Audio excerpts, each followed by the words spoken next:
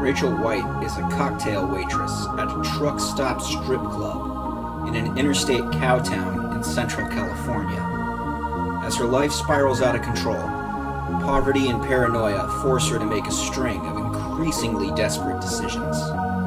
Decisions that will lead her to the Hell Patrol, a paramilitary organization of hot rod driving mercenaries that hunt demons for fame and fortune.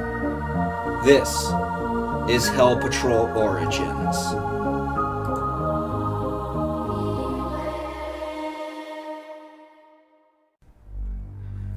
Oh man, if you love Valerie and you love the strip club drama, this is gonna be your chapter. Okay, chapter 4. So much for the Madonna whore complex, Rachel said as she walked up to Johnny. You saw the car? Yeah, he's in there, Johnny said. Johnny, I don't want to do this every night. What am I supposed to do, move in with you? She asked. It's not going to come to that.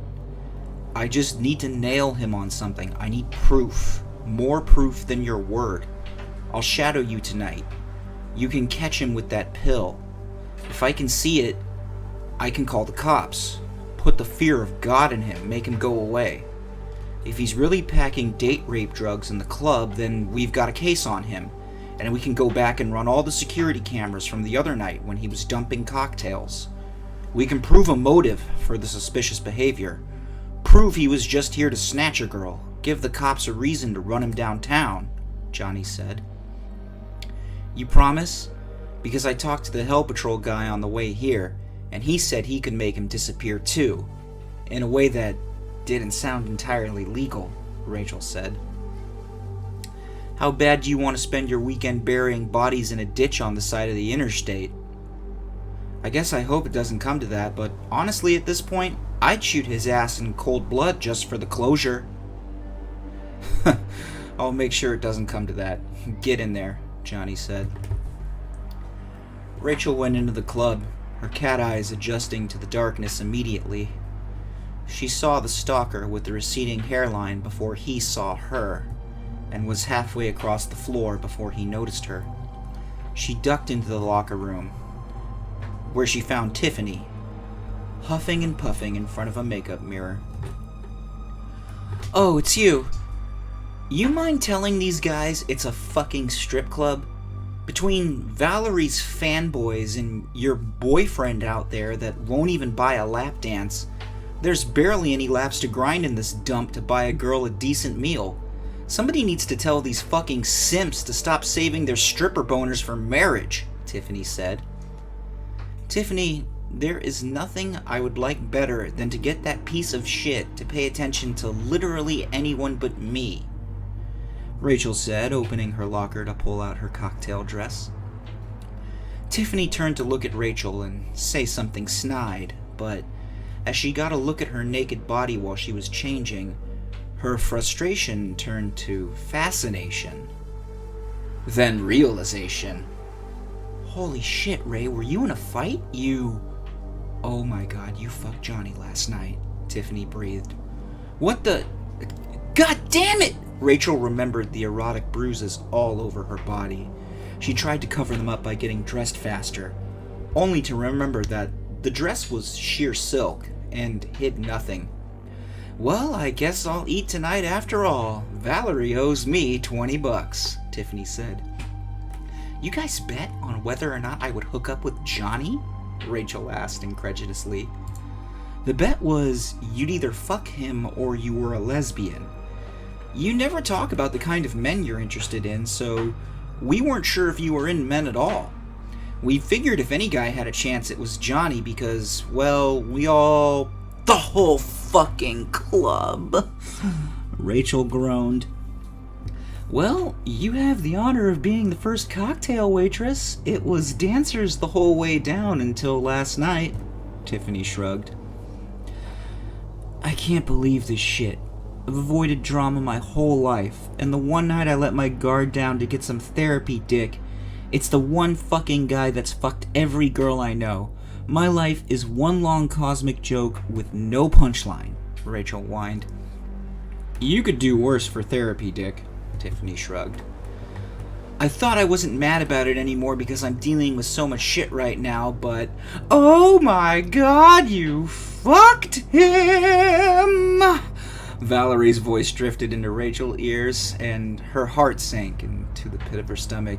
Did he give you the alligator fuck house? His alligator fuck house is amazing, Valerie said. $20, girlfriend, Tiffany said. Valerie pulled some bills out of her G-string and handed them over to Tiffany. What the fuck is an alligator fuck house? Rachel asked.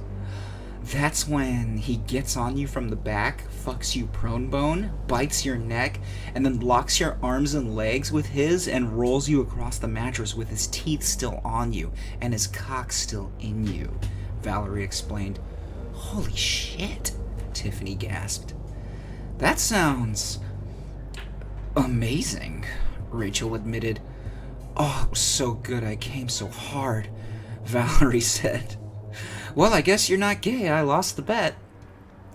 Does that mean you're gonna stop asking me about that stupid Ebony and Ivory girl shit? Rachel asked. No, it means you should do it with me now more than ever because we're fucking the same guy. There's not even any secrets left between us, Valerie said. What do you mean we're fucking the same guy? Rachel asked. Oh, like you're gonna stop? Valerie called her bluff. God damn it, Rachel moaned. She thinks this is the first time we've had this conversation, Tiffany observed. Just let it out, girl. Johnny Magic is an open secret. Call it a group project. We all taught him something, Valerie said. I just wanted to be a race car driver when I grew up, Rachel mumbled under her breath. Oh, hey, Ray, your boyfriend Buffalo Bill is out there, Valerie said. Valerie, I could just take the gun out of my purse and put our heads together and blow both our brains out with one bullet right now, Rachel said. Whoa, sounds like someone needs more therapy, Dick, Tiffany said. You are not helping, Rachel replied. Even if that was true, and it probably is, Valerie added. Can we just have one fucking normal day at work? Rachel asked. I mean we're demonic orphan strippers in a shitty truck stop town in the asshole of Central California, so, probably not? Tiffany shrugged. Fuck it. I'm gonna go out there and get murdered by my stalker. I don't live through the night. Bury my body under Johnny's apartment so I can haunt you bitches every time you fuck him, Rachel said. She did a haphazard job of smearing on her black lipstick and eyeliner and went out to the bar to grab her pad and tray. Johnny was waiting for her at the bar. How you feeling? That depends. How do you want to do this? Rachel asked. You want to sit on him all day until the end of the shift like last night, or do you want to do your job? I was hoping we would have scared him off with the scary boyfriend act, but apparently he's too crazy or stupid to give up, so I'll bounce him and we'll go on with our lives, Johnny said. Well, that makes me feel a lot better. Look, I need a good reason. I can 86 someone within limits, but if we want it to stick, really stick, like do everything we legally can to make him go away, I need something. I need proof he was going to try to harm you. I need to see that date rape pill he's got, and it's gotta be the date rape pill. We have to get it on camera. That way if he comes back with the law and tries some shady lawyer shit, we're covered. Can't you just beat him within an inch of his life? Rachel asked. Rachel, I want the best chance I can get to put him in jail, with the smallest chance I can of me going to jail. Let me do this right, Johnny said. Go take his drink order, I'll be right on your ass." "How on my ass?" Rachel asked. Johnny grabbed her butt through the cocktail dress. "Last night on your ass." Rachel turned and began to walk towards the table where the stalker was sitting. She saw Johnny, 5 feet behind her, carefully positioning himself to her left so he would be outside of the stalker's line of sight when she took his order. Rachel came up to the side of his chair, went down on one knee to look him in the eye, the way the girls did to maximize the customer's attention on them. "You need a drink, sweetheart?" she asked. "Gin and tonic, please." "Be right back, honey," Rachel said, got up, walked back to the bar. Johnny stayed where he stood, in the blind spot, 10 feet behind the chair. As she stood by the bar while Dylan poured the drink, Rachel's heart was in her throat. She looked right at him, right in his eyes, and they were the most terrifying pits of loneliness behind those glasses that she had ever seen on a human being. They were dark, expressionless, empty. She felt like there was nothing behind them, something worse than nothing, like an aggressive, hungering nothing, a black hole where human emotion should have been. She decided it was the closest thing to true evil she had ever seen. Valerie was at the bar. "How's your boyfriend, babe?" "He's my stalker, and he's fucking terrifying. Have you looked at him? Actually looked at him? He doesn't look like he could beat Johnny in a fight. Hell, he doesn't look like he could beat Tin Man in a fight, and Tin Man doesn't have legs." "He doesn't need to outfight anyone, Val. He's a creep. He just has to out-creep them. Someone like that stalks you long enough, they catch you off guard with a chloroform rag or pop a pill in your drink. It's lights out. Your spare parts in a refrigerator," Rachel said. "So get his ass 86th, Val said. "I'm working on it, but his eyes, they're black like..." "Tiffany's?" Valerie asked. Tiffany's eyes were molten black orbs, but they were full of life. They reflected the lights on the stripper stage. "No, not like Tiff's. They're like a pit. Just an empty hole in the ground, a ditch on the side of the interstate. Just a place to dump garbage and bodies, a landfill for souls," Rachel said. "A landfill for souls? Rachel, you're a poet," Valerie replied. Rachel wanted to berate Valerie for being nonchalant about the whole thing, but she realized Valerie wasn't taking it seriously because she didn't have all the information. She didn't see the pill in his wallet the other night, the cocktails dumped out in the urinal, his attempt to buy her a drink. All Valerie knew was that he was just another obsessive fanboy customer. She couldn't appreciate the horror. "You ever had one like this before? A stalker? A creepy simp?" she asked. "I did at the other club I used to work at. The bouncer beat the shit out of him, and that was that." "Did he go to jail for it?" Rachel asked. "Yup," Valerie nodded. "Fucked him up good." "It's not really a solution, Val. You shouldn't have to send a bouncer to jail just to make a creep go away. There's always going to be another creep. I'd rather keep the bouncer," Rachel said. "He wanted to be a hero. I couldn't have stopped him if I wanted to. Dude was almost as big as Johnny," Valerie shrugged. Dylan pushed the gin and tonic across the bar. Rachel loaded up the tray and turned to head back to the floor. She looked at Johnny. Johnny nodded back to her and made a gesture with his hand below his waist. He was pointing to the stalker's wallet. He had put it out on the armrest of his chair in preparation for Rachel's return. Then, Johnny nodded upwards to one of the eye-in-the-sky cameras in the ceiling. Rachel mustered up the courage to walk back. Johnny was right where he wanted to be. If he was as good as his word, he'd have that creep by the collar in no time and rough him up. Her ankles were sore in her heels, but she hadn't even been on the floor for a half hour yet.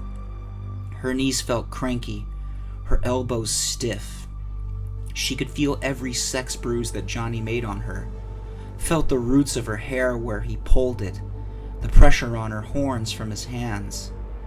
She was not happy about the associations between sex and terror her subconscious mind was making, as if something in the back of her head knew what was coming for her if she failed and the stalker caught up with her. She tried to think about race cars and paychecks, things that made her happy. She reached the stalker's table and managed to put on a fake smile. Johnny was behind her, edging closer inch by inch as she approached the chair. She put the gin and tonic on the little table next to the chair, and it felt like a 10-pound lead weight in a cocktail glass. The stalker reached for his wallet. She watched intensely as the leather folded open. He began to draw out bills. Rachel saw the flash of the tinfoil backing of that pill capsule in the strobe from the main stage. Then she saw a black shape, fast and liquid, reach out and wrap around the stalker's wrist. It was Johnny, from behind, his tattoos a mass of muscles and tentacles, moving with such force and speed that for a moment that she thought his arm was a literal octopus snatching up a crustacean off the seafloor.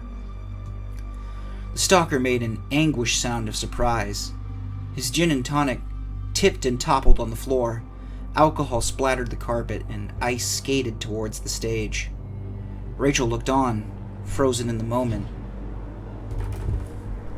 Johnny's other hand plucked the pill out of the wallet, held it up to the light, to the camera in the sky. The stalker turned to face him, indignant rage and guilt painted on his face. Not the rage and shame of someone who had been wronged, but that of someone who had been caught, Rachel noted. Flunitrazepam, a generic Rohypnol, Johnny said. What are you doing with date rape drugs in my club?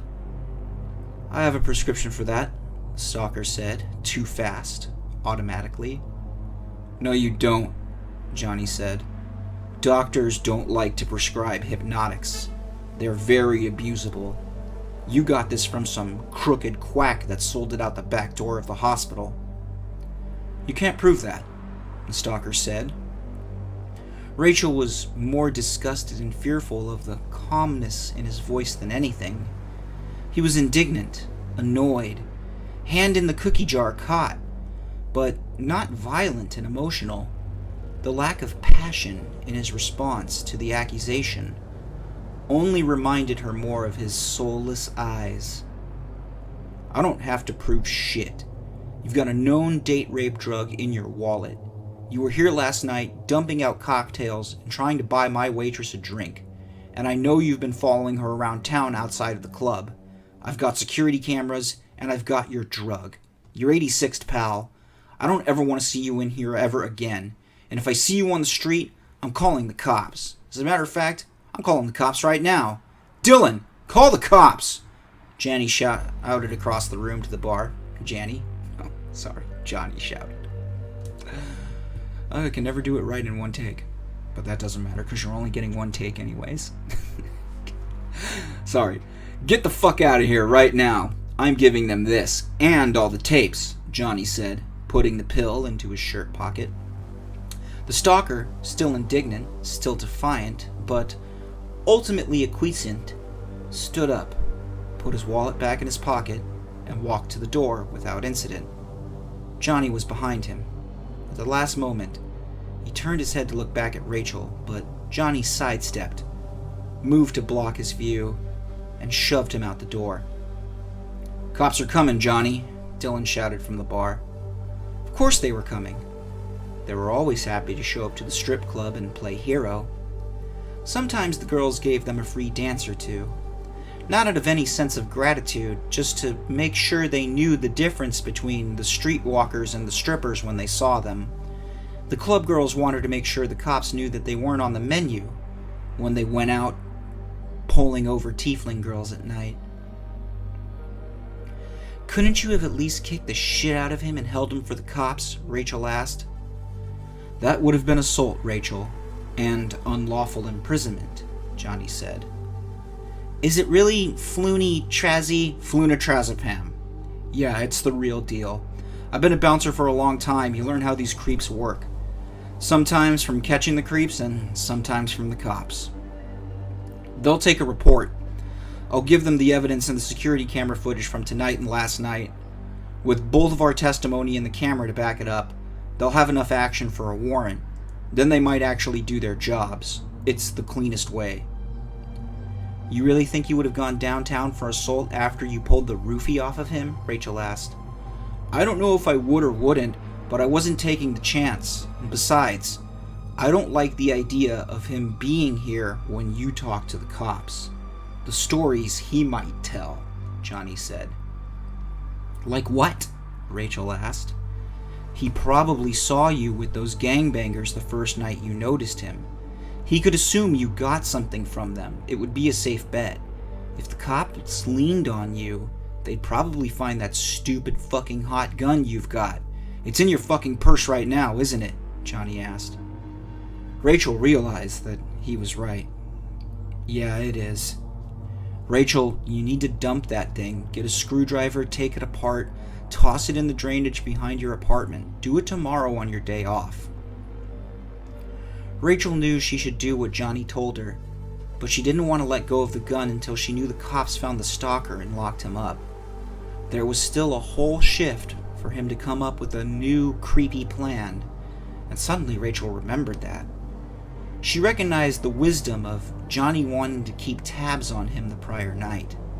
She didn't trust the cops to work too hard to find him. They had a better time roughing up gangsters and hookers. Johnny took Rachel to the floor manager. He showed him the pill, told the story. Rachel backed him up. The manager nodded. Now, with the cops coming, it was out of his hands. He complimented Rachel for being brave and Johnny for doing a good job protecting the girls. His praise was hollow, the apathy about the whole scenario barely disguised. Kicking out creeps in a strip club wasn't news, no matter how perverted or dangerous they actually were. The rowdy frat boys and the axe murderers were all the same to management, as long as the bouncers kept the girls and the booze safe. When the cops showed up, Rachel wasn't enthusiastic or even surprised. It was, of course, the officer that she saw roughing up the gangsters and the one that took advantage of Alex the other night. She knew he was a sleaze, and she was sure he knew that she knew. He took some notes, put the date rape drug in an evidence baggie, and Johnny got the manager to get him a disc with the appropriate camera footage on it. After taking in all the evidence in the story, he nodded. Then he told Rachel the bad news. In the state of California, possession of date rape drugs could be charged as a misdemeanor or a felony. There was a chance, depending on circumstance or the judge, that even if the cops caught him, he might not do any real time, even though Johnny had caught him red-handed with the drug, with the security camera footage to back it up. The amount of horror and disgust that Rachel felt at the news made her skin crawl. There was no way she was tossing the gun now. Even if the cops did actually do their jobs, there was no guarantee he'd actually go to prison. She also began to understand Johnny's position. If he beat the shit out of the stalker, he'd get felony assault. And for what? So that the creep might get a slap on the wrist for holding a pill in a strip club? It was a bad bet to take, even to do the right thing. The cop hung around long enough to get a free beer and a lap dance from Tiffany. She volunteered herself for her own reasons, to make sure that he recognized her if he saw her on the street. The cops only messed with the girls that they knew were hookers that had prior arrests. Tiffany was a red tiefling, and most of the girls that worked down on 8th Street were reds. It was in her best interest to make sure she was remembered. Rachel tried to zone out and make it through the rest of her shift, but knowing that the cops would only half-ass the warrant, and that the stalker might not even get a felony, she didn't feel much better. In fact, she felt guilty. She couldn't believe what she was asking Johnny to do on her behalf for such little results. It boggled her mind that someone could go to prison for trying to prevent a date rape longer than someone who actually had the tools to commit one. When the end of the shift came around, Rachel talked to Johnny. "Johnny, I'm sorry. It's been a very emotional week," Rachel said. "Sorry about what?" Johnny asked. "I didn't know what I was asking you for when I was asking you to fuck him up. I felt so stupid. There's no fucking justice in this world. I can't believe you could have gone upriver for assault longer than he might get for trying to snatch me," Rachel said. "Look, it's not your fault. You didn't know that shit. I did," Johnny said. "Don't beat yourself up over it. He put you through a lot. It would be weird for you to not be traumatized." "Can I go home with you again tonight?" Rachel asked. "Yeah," Johnny said. "Get your shit and clock out." Johnny waited for her at the door. When they went out the back to the parking lot, Johnny saw his GTO sitting in a puddle of its own sadness. The tires were flat, sabotaged. Someone had slashed them. "That little rat fuck! He knew it was my car. He saw you in it. He must have tore my shit up on the way out hoping you would go home with me," Johnny growled. Rachel realized that, more importantly, it meant the stalker had a knife. "I'll walk you home and stay at your place with you tonight. You're closer," Johnny said. "Shouldn't we call a tow truck for your car, or a cab?" Rachel asked. "I can't afford that now. I just gotta leave it here parked and find a ride to Walmart tomorrow and buy 4 fucking new tires and put them on here in the parking lot," Johnny said. Rachel felt very good about the gun in her purse. Alright, it's the Chapter 4 recap. I promised you guys in previous recaps that after the first couple chapters, after we kind of laid down the foundation of what the world of Hell Patrol is like, that things would start moving a little faster and get more to the point, and it definitely started happening. Chapter 4 is a little quicker than some of the other chapters. Chapter 5 is also going to be pretty quick too. So let's talk about what happened. First, the girls find out that Rachel and Johnny hooked up. Much to Rachel's chagrin, hilarity ensues. The next thing happens is that the stalker shows up again, of course, and Johnny catches the stalker with the date rape drugs and 86s him. And rather than holding him for the cops to come, he kicks him out immediately. So then Johnny reveals that the reason he didn't beat up the stalker and hold him in the club for the cops is because he was afraid that the stalker may have seen Rachel do something shady with the gangbangers, because, of course, he was stalking her. We do know that the stalker did see Rachel interacting with the gangsters. And he was afraid that the stalker, under interrogation, would snitch on Rachel, and then the cops would lean on Rachel and catch Rachel with the hot gun. And she does have that stolen gun on her right now. So Johnny's intuition was correct in this matter. Rachel leaves the club to go home with Johnny again. But when they get outside and get to Johnny's car, they find out that the stalker has slashed Johnny's tires, which forces them to walk home. So another thing that we want to talk about here is, of course, is that after Rachel finds out that the stalker might not even get a felony for possessing a date rape drug, she kind of has a comes to Jesus moment, and she apologizes for Johnny for trying to egg him on to beat the shit out of the guy. Now, granted, they both had very valid reasons. Johnny, being a thug and a head cracker and a bouncer, he knew what the cost of what beating people up is. He's not new to the game. And of course, Valerie also explained earlier in the chapter that one time while she was working in a club, a guy stalked her and a bouncer beat the shit out of the guy, and then that bouncer went to jail.